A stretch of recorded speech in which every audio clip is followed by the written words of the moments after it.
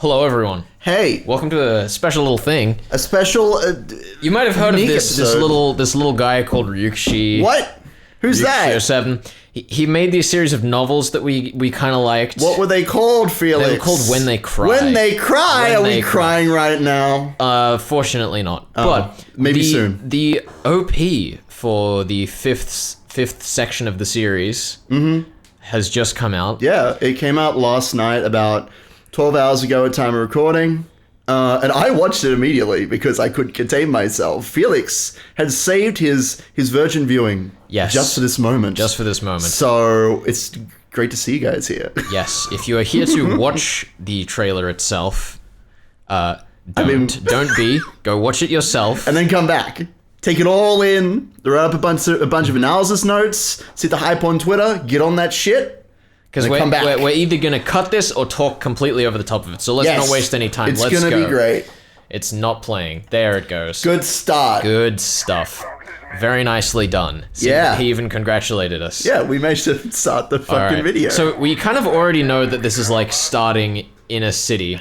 This is well, there's Because all we kind of flags. saw a few like promo thing. Yeah, that was the Hong Kong flag, right? Absolutely, yeah. Yeah. Fucking nailing it out the gate. All right, there's a character there on screen covered by fog. That's the protagonist. Oh, that's the protagonist. We know that Yes. for sure. We don't know the Aerial gender, though. augmented infantry. Yes. Okay. I hope you're ready for this shit. It's the hyper. Oh, we're throwing more characters off buildings. Yes. Shout out to RJ. Are you ready for this shit, my dude? Okay. Oh my It's god. just a regular arm. That's a hand. He nearly managed to draw a proper Dude, hand. This is I some I love the shading on this character. Dude, this is some straight up steampunk Despite shit. being still Mitake Mio. Yep. Despite being still completely Ryukishi, this Hold is... on. I need to correct you. Mitake Meow. Oh. Meow. Alright, these are all just people's names. That's Yeah. musicians and more. No ZTS. I'm glad There's you're a bunch enjoying of text. yourself. This is going too fast. I know. I don't know why you thought that talking really fast on this would be great. I mean, I wasn't really. I just don't want to get copyright struck for this mess. I see. Well, anyway. Oh my goodness. That's the trailer. That's I the think. trailer. That's it. Welcome to A3W When They Cry 5. A3W. Yes. The aerial augmented something W is what people are speculating. All is in the name of guiding humanity down the right path. So this is like going some straight sci-fi-ish nonsense. More steampunk than sci-fi. Oh, look, it's a weird purple background with some glass shards floating around. Yeah. I wonder what that might be referring to. I don't know what this guy I am is, now though. frustrated. It's fire. We're doing it with passion for you. And then the glass shadowing sound. I see. All right. Well, there you cool. go. So, that's the trailer. What are your thoughts? Stop the next video. We don't want to watch it in 2x speed. How'd you find that, Felix? That, I mean, A solid minute and a half of trailer. What have you learned? It was an OP. Okay, Or good. trailer. I don't know.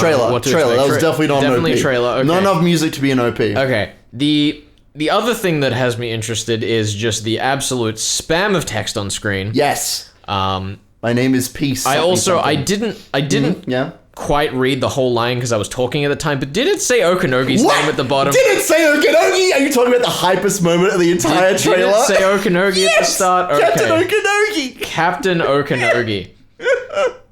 It's great. He's here. He's back, ladies and gentlemen. You enjoyed him in Umineko, and now he's returning. There it is. Yeah, 'cause I Yep, was it's talking Captain about this character. Okanogi, who does not appear in the 3x3 of the teams. But he exists, which is pretty great. Honestly, excited to see what he's doing here. Excited to see him fight for world peace. Now, I will say, I've done some research while you were sleeping. I've been a busy boy. Do you want to give us your, crazy theory on what the fuck is going on with this trailer? Analyze that shit, and then I'll give you what people have been saying. I don't think this will be a murder mystery. You don't think so? Not that it won't. Interesting. Not that it won't have a murder mystery. A bold statement. I don't think it will be a murder mystery first. Sure. I mean, which of his works have been a murder mystery to begin with? None of them, really. I mean, We start off having a good old time, and then it devolves into chaos. Umineko is like a throwback to the golden age of detective fiction. Sure. I don't think anyone could fight that. Mm-hmm. And it is it's kind of a romance novel with a with a strong thread of murder fiction over the top of it. Sure. Higurashi, which we haven't finished yet, Which we haven't finished yet, so no spoilers. seems to be a horror novel with a thin underlying murder mystery. Sure. Right? It doesn't follow a lot of murder mystery conventions, but Sure. it still has those elements. Yeah. I think we're probably going to be going more back in that direction. Oh, interesting. I feel like... I was not thinking it was going to be horror. I'm looking more like a spy thriller. Not horror. Not horror. That's not what I mean. I mean okay. What do you mean then? I mean that the murder mystery thing is going to be secondary to everything else, Sure. if it's there at all. Sure. Yeah, I don't think that Ryukashi could do, a throwback to the Golden Age of detective fiction in the same way that he did in Yumeneko. Yeah, I don't feel think like that would work. it would be... I don't think beating a dead horse is quite the right phrase, but I don't think there'd be much point in repeating it. He's done it. He made a pretty comprehensive argument about it in one of his previous works. So doing that again would be kind of silly. That said, the scale is quite a bit larger in this one. Did you manage to catch the names of any of those teams? I did not. Ciconia, or Ciconia rather, no Nakikura ni, when the storks cry, which is fun. Yes, which is also not a Japanese name. No, not at all. It's Latin. We got storks, very much associated with like motherhood and protection of like the innocent, and we've got a group of these 8 teams of augmented aerial assault war people. So yeah, there's a connection there, which is fun. But yeah, we've got these 8 teams. If you scroll down the document, there's a little image of all 8 of them. But I'll read them out for you. We got War Cats, which contains our protagonist. Yes. We got Bai Bao. We got Sapana. We got Thalatha Saif. We got Shavit Yalda. Squad 601. Cairo Memorial Squad. And did I say the Grave Moles? I hope I did, but the Grave Moles are there too. I hope I said everyone. But yeah, so there's these fun 8 teams, and they all seem to be from completely different nationalities, which is fun. From like Chinese to Arabic, the nuns are Hebrew, like from Israel. Yeah. Which is insane. They're like a pop nun idol thing from Israel. Squad 601 seems to have some kind of African kind of look to them. And the Warcats, I think, have been confirmed Japanese, but the other ones were just kind of basing off of their visual style and the names and things. A couple of names also have, like, fun word games going on with them. The most obvious one, Mitake Meow is the leader of the Warcats. Ryukashi, you sly bastard with your comedy. Is that sly or is that just bad? It's pretty bad. I would say that it's so bad it becomes amazing, as with most of Ryukashi's work. I think that's accurate. But yeah, God, there's just so many characters, and they all seem to be vaguely important, which is fun. Yeah. Any of them jump out at you as particularly fun or interesting? I'm personally a fan I'm of the seeing nuns. a lot of throwbacks to like other character designs of Ryukashi's, which is definitely something that he's done It's before. definitely deliberate. I see a Garp and a Shannon. I saw a Rudolph in there somewhere. Like, I don't see an Okanogi just at a glance, but yeah, a lot of the faces, it could be construed as a bit of same face going on. That's something that happens with animes. But like, we got the 3 nuns, which we've never seen a religious organization in outfits like that.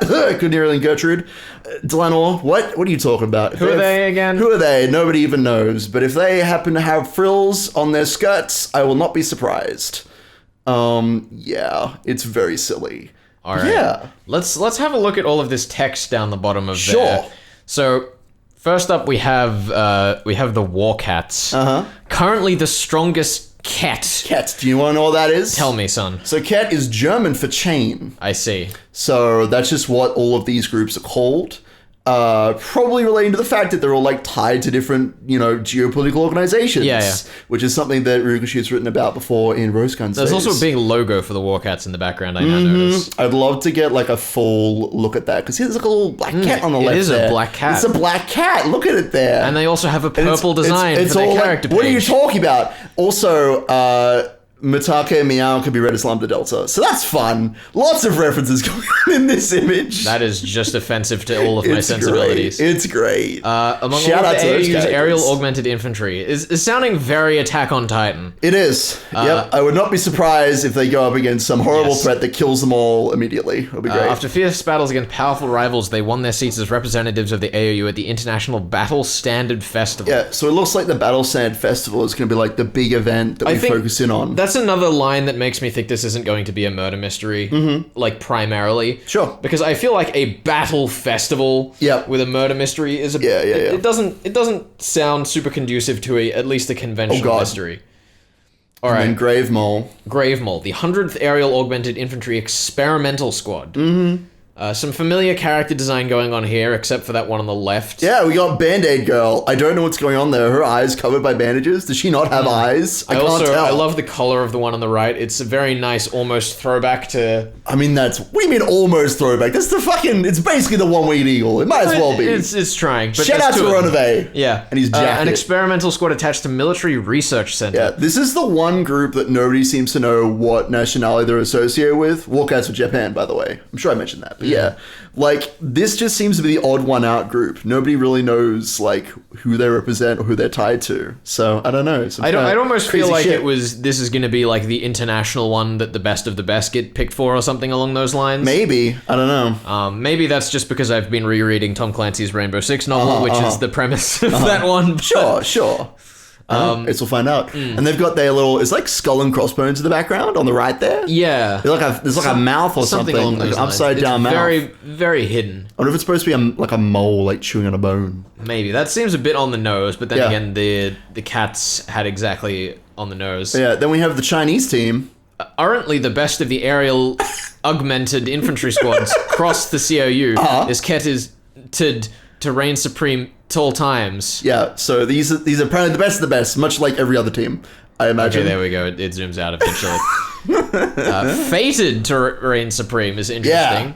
So Also, they have there's these reputation. characters on the right. Do you know what that means? I don't know, it probably means bye bow, if I had to guess. That's not a bad guess.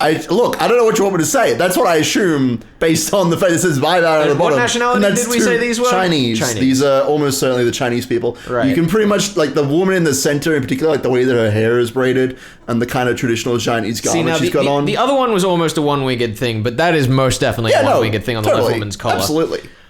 These are also probably the most military-looking of the ones we've seen so far. Yep. Very prestigious, high-ranking Chinese warriors. Like, especially the little, like, kind of, what are they even called? Like, tassels or, like, shield things. Yeah. They remind me of, like, a Japanese samurai or, like, a general's garb, for sure. Yeah.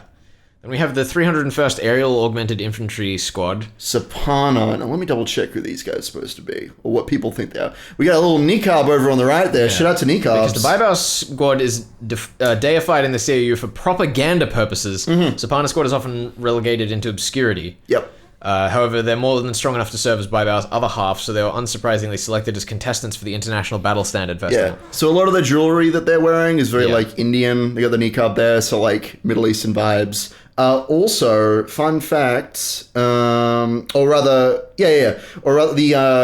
name is apparently means golden bird in Sanskrit. So that's interesting. That's a fun Is that thing. what that's meant to be on the left? On the left there, yeah, like a golden, like a phoenix or something. Yeah, or and also this on icon on her collar. and on her chest as well is sort of a bird flapping its wings. Like lots of bird imagery, which is fun. Never seen that before in Rikoshi's works. Yeah, this is very strange because Yumeneko didn't have quite as strong a visual theme kind of to tie to Higurashi, and this is very explicitly like all of these characters have wings on their garments. They seem tied to Yumeneko in some way. Yeah, I almost wonder if it's less like a thematic carry across and more that Ryukishi's just found the things that he enjoys. Maybe. Because, like, I know at least when I'm creating stuff, I'll tend to be a bit tropey in thematics. There's one particular gimmick that everyone that I play D&D with loves, which is that I have everything wrist-mounted. Yeah, it's true. Like that wrist-mounted tea set. Yes. The greatest invention of all time. So, I think that it like, I'm not going to say that people are wrong about this, of course, because we know next to nothing. But I'm with them. It could also be that. I would be very interested to see if this is like a direct sequel in the sense of like it's confirmed to be the same world kind of deal. Yeah, I mean the fact that we have consistency with Okanogi across the three. What do you mean across the threes? Never heard of it. Well, he's only in Umineko. You haven't even played Higurashi. How do you know anything? See, I don't spoil about these things. He just finds things out. Anyway, but yeah, no, that's the Indian team. They're pretty cool.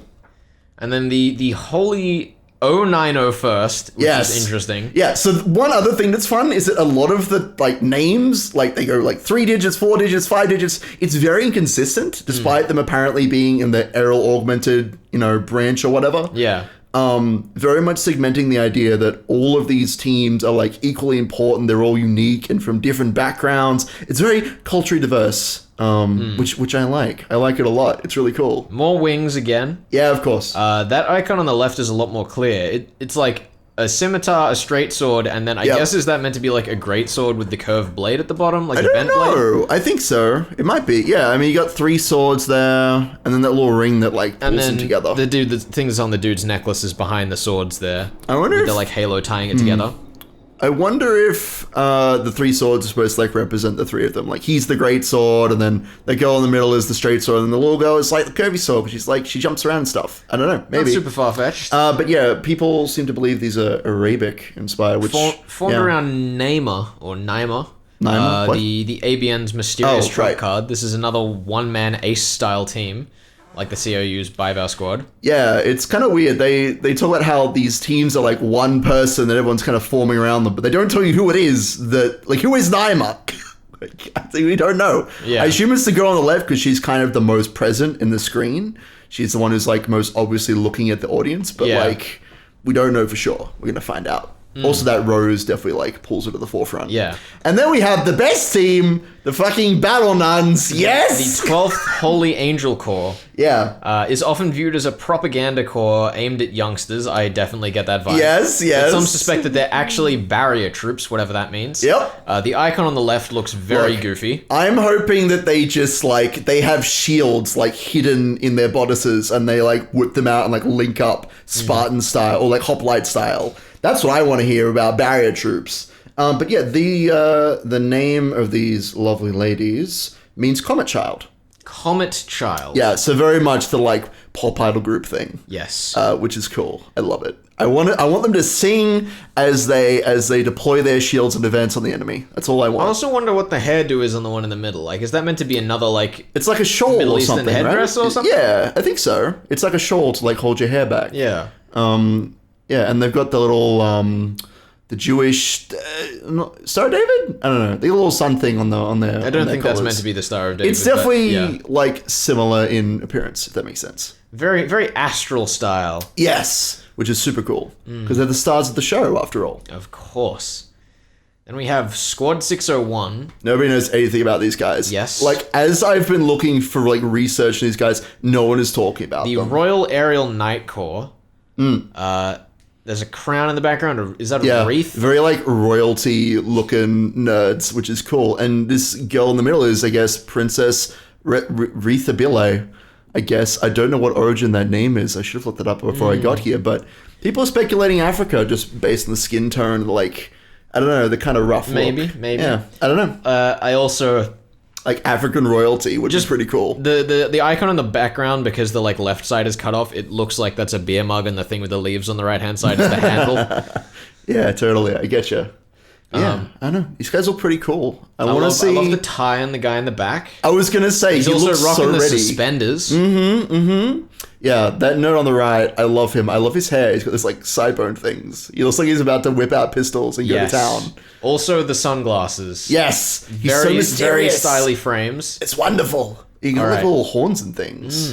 And then as we zoom out on the Cairo Memorial Squad, by far the most intriguing name.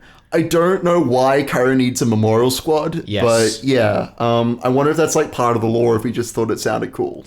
I do know maybe it's meant to be just like a lighting effect, but the pyramid icon on the left side does look like it has a crack through it. Yeah, it does. I wonder if there was like a bombing or something that like fucked up Egypt, you know? And that's why these are like the last remnants of a line or a team or something, you know? Like that girl in the back looks like she's a bit pensive about whatever's going on. Yes. As opposed to the yeah. one with the padlock on her neck. Which, look, she's a lovely lady, I'm sure, and if she wanted to step on me, I'd be okay with it. I'm glad that we were here to learn this today. I am as well. So is that all of the teams then? Yeah, that's all of the teams. How about that? So there you go, 24 characters. Whoa. 24 characters, 8 teams. Like, I think that the way he's divided it is that every 2 teams are like in a different organization. Yeah. Because it's the, what is it? It's the COU, the AOU, the ABN, and the ACR. And we don't know what these words mean, but, you know, like the COU is tied to China and India, the ABN was like Arabia and something else. So we can make some guesses based on what, like, groups they're tied to, but we don't actually know what any of these, like, anagrams mean or whatever these We don't know yet. This Yeah. is pure speculation. Also, shout out to protagonist's like crazy fucking battle gear. I love it. It looks like she's about to fire a minigun. I know it's a rocket, but still. Anyway. It is a very interesting design. It also seems like Ryukashi's come a decent way in his style, although he could be having an external colorist. Sure. Because that's looking pretty good for Yeah. Ryukashi's sprites. Yeah, no, like the fact that we have a shot which is just lingering on her hand for like a solid 20 seconds. Look, he's pretty proud of where his hands have come all this way. As he should be. I honestly think, though, just looking at this image, like his metal hand looks like way more detailed and like realistic than the fleshy hand, which is interesting. I love it. It's got like wrist straps and like steel. She looks like a knight, which is pretty cool. Yeah. So those are the teams. Yeah, I don't know. Like, how do you feel about those? Any of those grab you? I mean, it's tough to say. I'm not one to immediately jump and attach myself to characters. Sure, not even the sexy idol nuns? No? No. Okay, well, that's No. just sad. But That's just no fun. it is interesting to be kind of thrown all these characters Yes. head first before the release of the game. I'm glad you brought that up because we got 24 characters out the gate and probably more if Okanogi is any Yes. indication. How the fuck is he gonna like manage all these characters? Because obviously Umineko we start off with 18-ish characters and then he starts killing them off and then we get less and less and he kind of rotates the cast. Yeah, I almost wonder if those like 3 separate organizations you mentioned are going to be like each have their own story that eventually leads up to this festival. Maybe. And that's like the kind of crux. So like, you know, the festival starts when the Stalk cry or whatever. Yeah. And every team's trying to like make their way up to that point, and we have to wonder what's the like crux that's going to prevent that event from happening. Yeah, I mean, I definitely think we're still going to be dealing with the, like, time loop kind of scenario that he's been going with for his past when they cries. I don't think it will be complete without that. Yeah. One other thing is the fact that there are 8 teams, presumably 8 episodes or arcs or whatever he wants That's to call them. another interesting throw. So I definitely think that in the same way, and I will die on this hill, in the same way that in Umineko he focused on a different, like, pair of parents being, involved, I think that he will focus on, one team at a time. I think that each episode will kind of, the walkouts are protagonists, but I think that he'll, use them to spotlight one team and their politics and I do think, as I've talked about a number of times in our playthroughs, he tends to pair characters up, but it looks like he's going with 3s this time. Yeah. Which, might not seem significant to most people. To me, it's like, that's a little bit different. Why is he focused on these groups of people rather than like direct opposing characters? How is he going to shuffle up those groups? Because I guarantee he will, It'll start off as like, here are these 4 teams with 3 people. Oh no, a cave-in. 3 members or 2 members from green team and are stuck with 1 member from blue team, that sort of thing. Yeah. I very much imagine that's Hillside's character drama off. Also, Hong Kong. Yes. Interesting choice for Ryukashi. Yeah. I think it's pretty cool. I haven't seen something in Hong Kong since like all that cool cyberpunk stuff that I used to consume. All that stuff's like in Hong Kong and like Shanghai and stuff. Is there any thinking in the community that you've seen on what's happening with Hong Kong? I mean, the assumption is that that's where the Battle Festival is, because that's like what's being shown off. There is no discussion of like why Hong Kong has been chosen. It's definitely clear that this is kind of, it's either alt history or in the future, like there's that whole Cairo Memorial thing, what happened to Egypt, like there's some shit going down, so maybe Hong Kong is like a big power, maybe maybe this is like the center of the world, or maybe this event is more like the Olympic Games, we don't really know yet. It's also interesting looking at like this background art for the really trailer. cool. It's pretty detailed. Yeah, it looks pretty real. Also, there's this train. I assume that this is how they're getting to the event. I think that the you'll probably open up with like all the teams are on the train, and that's how they get to know each other. Oh my god, is it just Ryukashi's retelling of Harry Potter? I would be okay with that. Let's go. Let's do it. All right, that's the thought we're leaving you on. Everyone, thank you for joining us, for checking this out. Please go give the trailer itself a look on your own as well. Sure, yeah. And get on it. We'll also be pumping up a thing for Umineko episode 9. Yeah, so stay tuned for that. Get on that Umineko hype train. Woo! See you next time. Next time.